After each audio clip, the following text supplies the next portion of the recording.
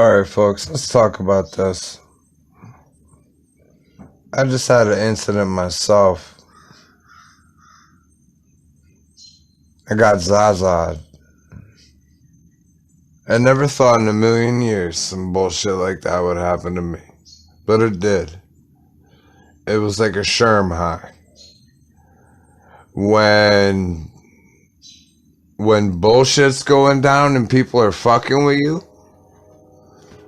and then I don't know, it could leave a bloody mental stain. It's all gang stalking and targeting, and this is proof. This is proof. Well, I hate this fucking phone. It's gonna quit doing that.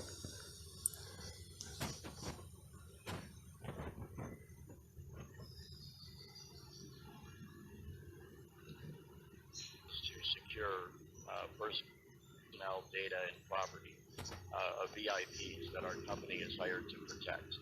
So there's a whole lot of training that goes into that, and I became a security specialist for SIS, specializing in executive protection, also risk and threat assessment to our clients. Our clients are the companies or the individuals that we contract out with and provide services for. And it was in that context that I became aware of what I describe as a social engineering program, a research and development program that was being carried out by SIS and our clients in Seattle, the Amazon Corporation. And it was through moving up within the SIS hierarchy and working with more and more people as I was assigned to more and more assignments, I became aware of the existence of this program, and then little by little over time, I became aware of the extent of it. And it wasn't long before I realized how horribly out of control it was, how downright evil it was. Once I began to realize that SIS was experimenting on its own employees, my fellow security specialist, I was outraged. I later learned that my company was involved in a larger social engineering program that encompassed the entire city of Seattle. That aspect of the program was experimenting on the homeless population of Seattle, Washington, who were housed in DESC, Downtown Emergency Services Center facilities. And I later learned that they were indeed experimenting with, when I say experimenting, voice to skull, hive mind, behavior modification technology that is frequency based and directed at a targeted individual to basically control their entire person. And it was by moving up even more that I realized that this experimentation was going on against the general population of Seattle. And then just the average man and woman on the street, upper class, upper class, and even the flat out rich were having this technology used on them without their knowledge.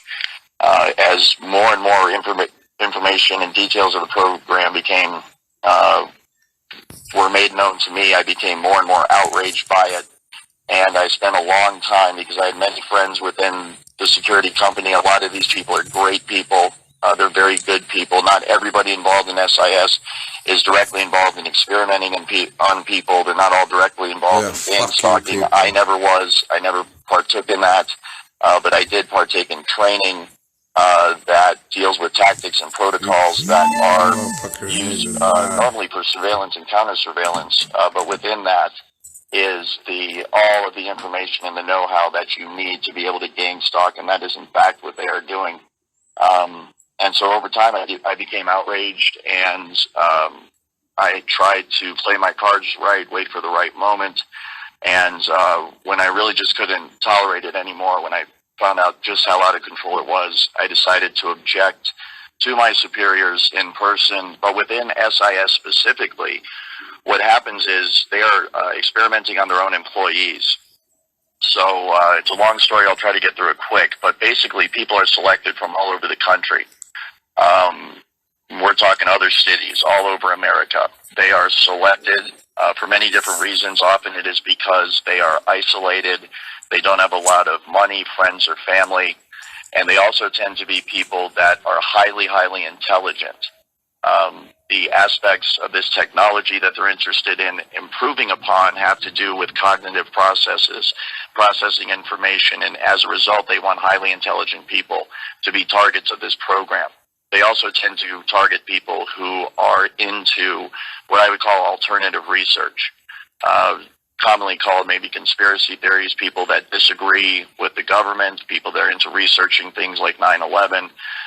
Also, they are interested in people that are interested in technology.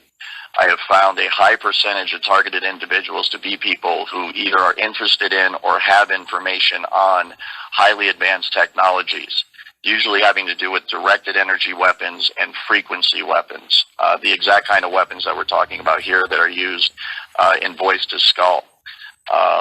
And behavior modification that works. There's many other aspects to the technology. But once these people are selected, they will have the entire gang stalking / voice to skull program run against them. This is detailed in my article.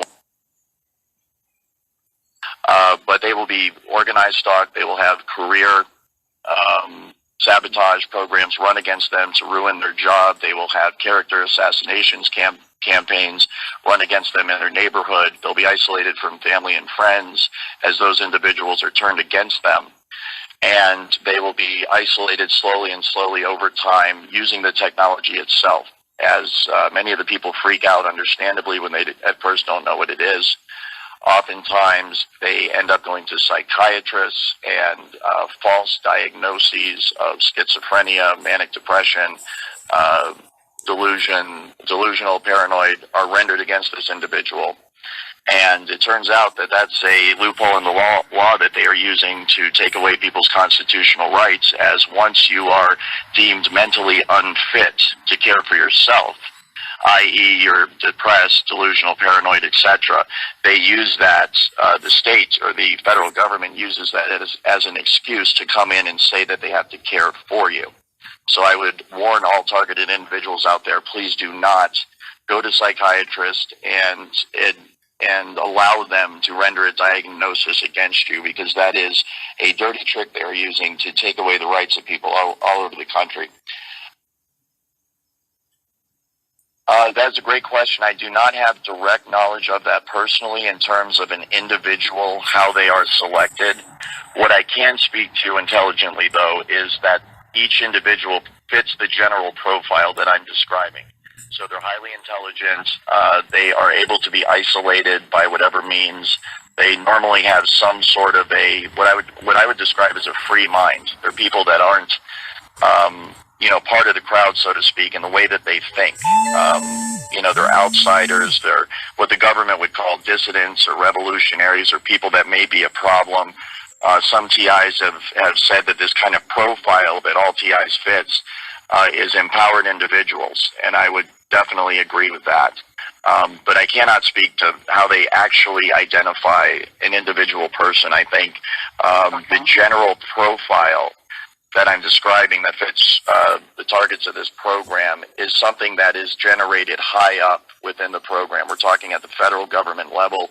We're talking at the highest levels of this social engineering program, where scientists from all over the country and all over the world, they're looking at someone's genetics, they're looking at someone's cognitive abilities, they're looking at someone's genes, they're looking at someone's DNA, they're looking at people's social situation, they're looking at people's career.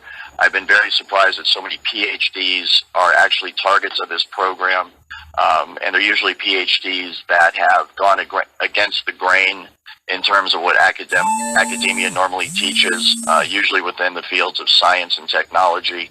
And the reason for this is because people running the program want to cover up certain technologies and certain aspects of science that can lead through to tremendous breakthroughs.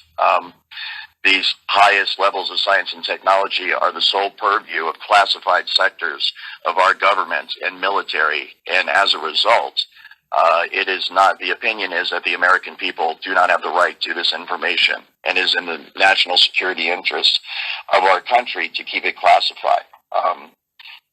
And so that is the answer to your question. What I will do, though, is take this opportunity to distinguish really quickly between the larger phenomenon of TIs that is usually a person in America that's being targeted by the technology and is being gang stalked by members of their community, and the specific program that I am whistleblowing on. The specific program I am whistleblowing on involves the actual abduction of TIs from around America. They're put on a Greyhound bus and they are shipped to Seattle, where they are made homeless.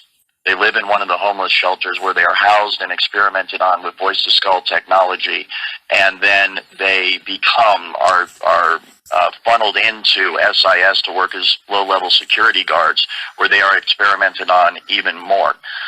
So that is a specific program, and that's what I detail in my blog and my website.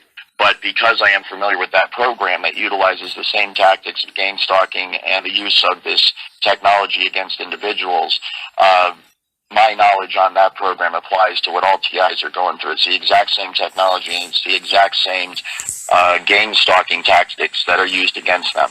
In terms of numbers, I know that there are right now at least 300 to 400 individuals in downtown Seattle that have been abducted from all over the United States, brought to downtown Seattle, and are being housed in DESC, Downtown Emergency Services Center, homeless shelters, and being experimented on 24/7.